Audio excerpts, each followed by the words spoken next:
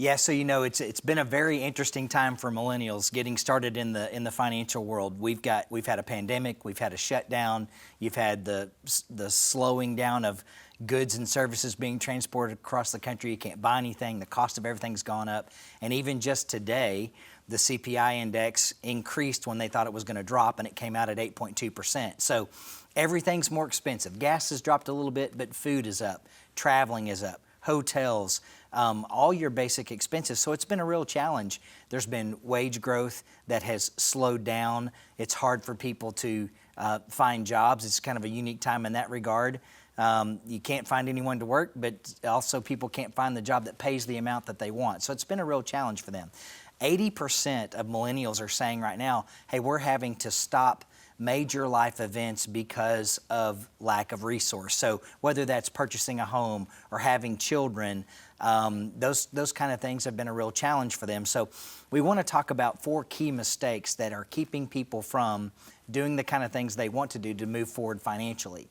And this, if millennials will avoid these 4 mistakes, they're going to be in a lot better situation. So mistake number 1, not using a spending plan. Now, we talk about this all the time, but it is absolutely critical to have a spending worksheet. And I know we'll probably show this, but just to give you a for instance, this is going to help keep someone on track in every area of life. Their home, their rent, their mortgage, their utilities, family life, groceries, laundry, childcare, their bills, their student loans, which is one of the big things, the increased cost of college, transportation, gasoline, cars, repairs, the kind of things that you don't budget for when you don't expect them. Wellness, their gym appointments, medical appointments, personal things. And then the key one, which I always have in red on it, is your retirement savings plan. When everything is more expensive, people forget, oh yeah, I've got to save for the future for retirement, especially when you're younger.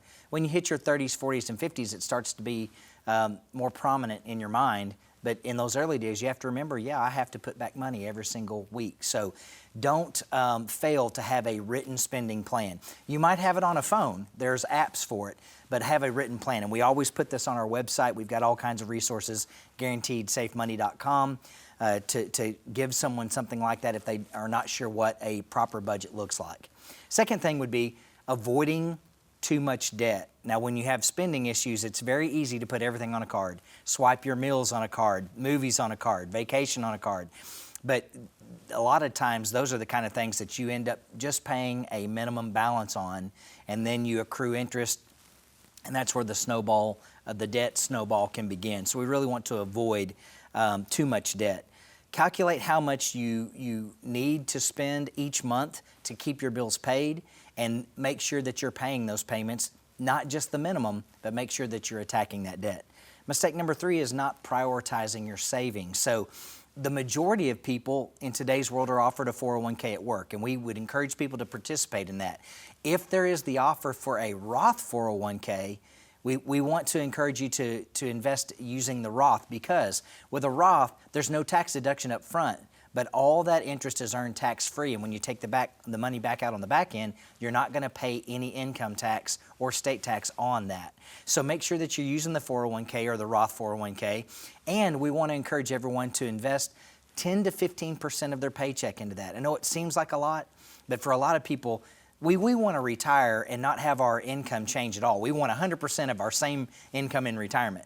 But if you're only saving 3 to 4%, how are you going to do that? You've got to maximize your savings. So make sure you're participating in your 401k. Here's the thing. A lot of companies will offer a match. It's normally up 3 to 5% match. We want to encourage people to make sure that they're contributing at least up to the match, because that's free money that's going in on top of it. Now, should they contribute more above that? There may be some other better options, like a Roth IRA or specialized type of life insurance that can grow their money tax-free.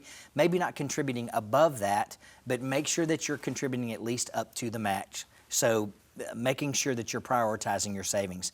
And then finally, this is one that's probably the most forgotten.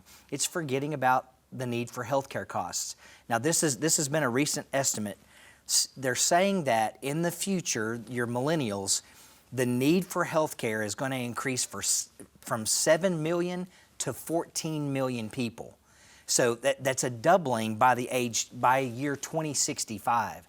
When you think about that, of course, someone in their 20s and 30s thinks, oh, I don't need to worry about health care. But here's the thing about health care. And my father passed away 2 weeks ago. It was unexpected. We did not know it was coming. Health issues don't tell you they're on the way. They don't say, I'm going to be there a month from now or 2 years from now. So the planning for that financially is a big deal. That is something that can overwhelm you financially. So planning in your early years for future healthcare costs. How can you do that? Well, you can do that one way is through specialized types of life insurance. When you're young, you need life insurance, debt replacement, protecting a spouse and children. So since you're already going to have it in place, there are special types of riders that can be attached to those life policies. A lot of times there's no cost to those. And that can be for critical illness, chronic illness, heart attack, stroke, cancer, things like that. And that may be something obviously that's going to be on down the road, but the sooner you get those, the cheaper it is. So making sure that we're avoiding these 4 mistakes, not using a spending plan, accumulating too much debt, not prioritizing your savings, and forgetting about healthcare costs. Make sure that you take care of those things. You're going to be ahead of the game.